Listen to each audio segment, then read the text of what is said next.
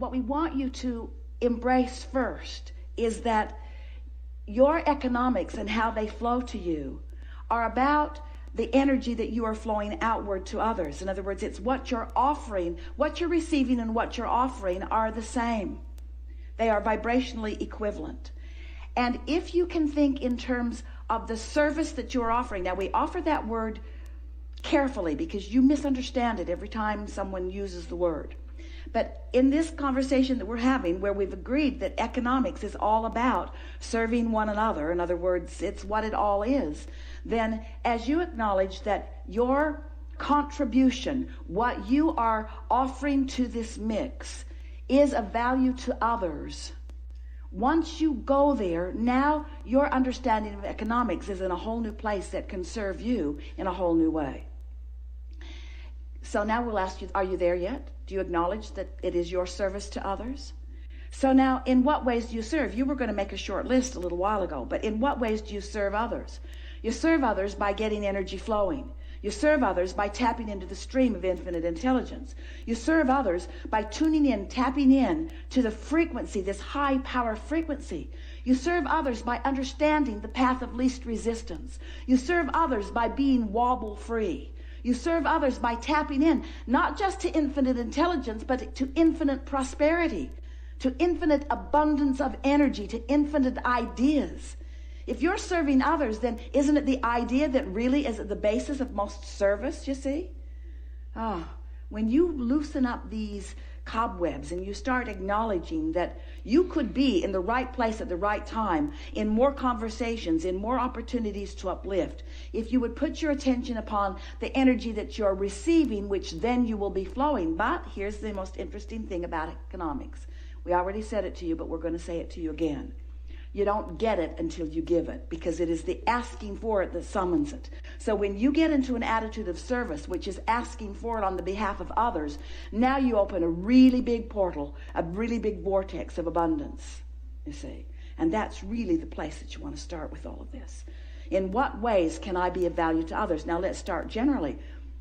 Are you of more value to others when you are ornery or happy? Well, that's not a difficult thing to understand, and yet it's usually not a question that you ask in relationship to economics, is it?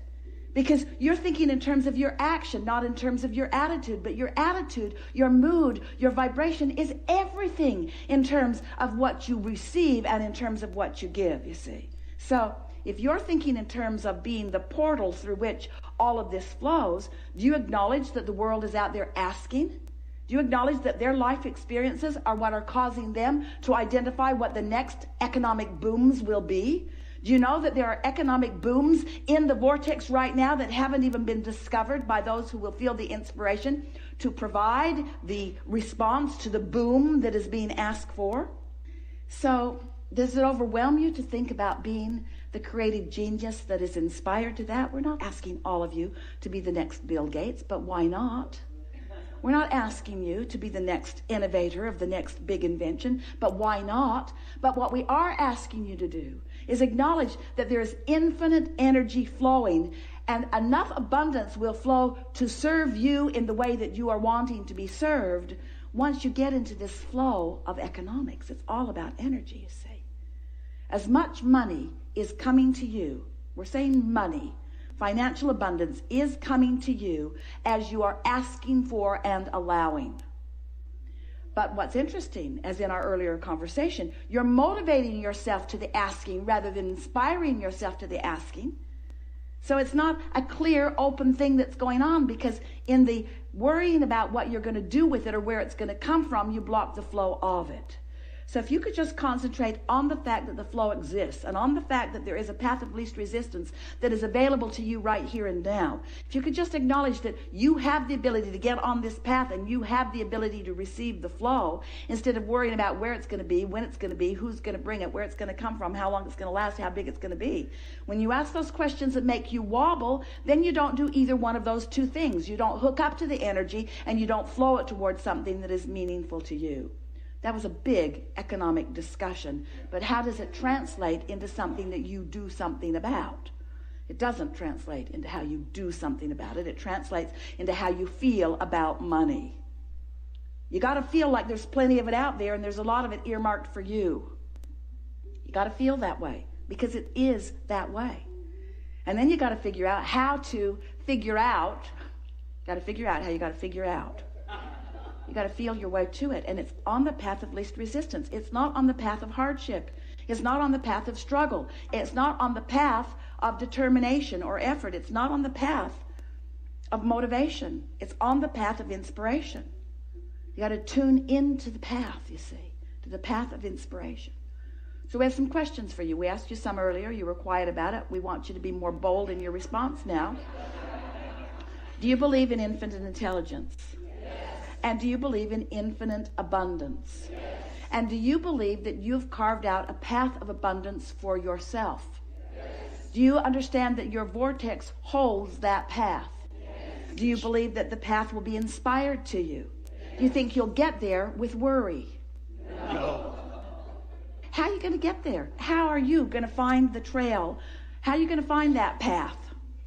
You're going to worry your way to it? You're going to struggle your way to it? You're going to take courses on how to find, on what does the world want? Yeah, this graduating class needs to be really good at this because someone has prophesied that there's going to be a lot of that wanted later. Do you want to do that? No. Do you want to do that? No. Well, you better want to do that because that's where all the money's going to be later. So you better figure out how to get good at doing something that you don't want to do because that's where the economy is going.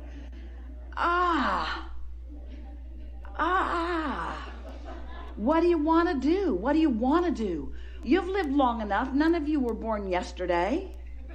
What do you want to do? What do you like to do? Do you believe that you can serve doing something that's fun to do? Do you believe that you can find satisfaction in what you do? Do you believe that you know what some of those things are? Do you believe that they're queued up and in your vortex already? Do you believe that there's a path already laid out for you that you're just reaching for the inspiration to? Yeah. So how do you find that path? This is the question of all questions. How do you find the path?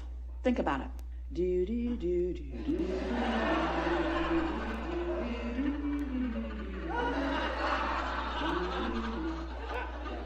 How do you find the path?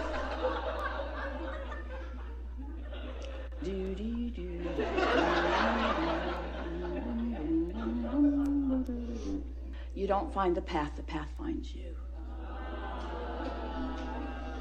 It's an inspired path. It's not a motivated path. The path will find you. But you got to stay in that general place. You got to be in that place. You've got to highlight within you what matters to you. I like freedom, and I like fun, and I like inspiration. I like great ideas, and I like being of value. And I like sniffing out the trail, and I like following the trail, and I like where the trail leads. The path will find you. You've just got to do the wobble-free work, you see. The path will find you. There was somebody at the Cancun retreat that said that a brother-in-law that he didn't know existed gave him an enormous amount of money. It just appeared in the universe, something that he had not expected at all. Well, it's like that. It's just like that. Curious if there's like an advanced level. Yeah, you all have huge inheritances. You do. Huge inheritances. But you got to put yourself in the place of receiving the inheritance. Sometimes the inheritance comes in the form of money deposited right to your account. And you all think, yeah, that's the method I choose. But sometimes it comes in the form of an idea. Sometimes it comes in the form of a collective experience with others. And depending upon who you are and what you want, it will satisfy all of those things, you see. You think that you would like a big pile of money to descend on you, and for a while it would be fun because you would do the things that you haven't been doing that you feel that you need the money in order to do. But it would not be a long-lasting, satisfying experience because it's not the clump of money that you're reaching for. It's the flow of money. It's not the destination that you're reaching for. It's the reason to go on the journey. And so when we said the path will find you, the path has already found you. It's just an eternally unfolding path. It will continue to surprise and delight you, you see. You just got to decide that you want to feel good and that you want to have fun, and what matters to you is this. Esther will say it. What matters to me, Esther says every day, what matters to me is clarity. Because that means alignment. And then she'll say, and fun. Because clarity is fun. Clarity is fun. That's what matters. Fun and clarity. That's all I need. Just fun and clarity. That's all I need. And friends. Just fun and clarity and friends. That's all I need. Fun and clarity and friends. Friends to have fun with and friends to experience clarity with. That's all I need is just fun and clarity and friends and places to go with my friends. Fun and clarity and friends and places to go with my friends. Fun and clarity and friends and places to go with my friends.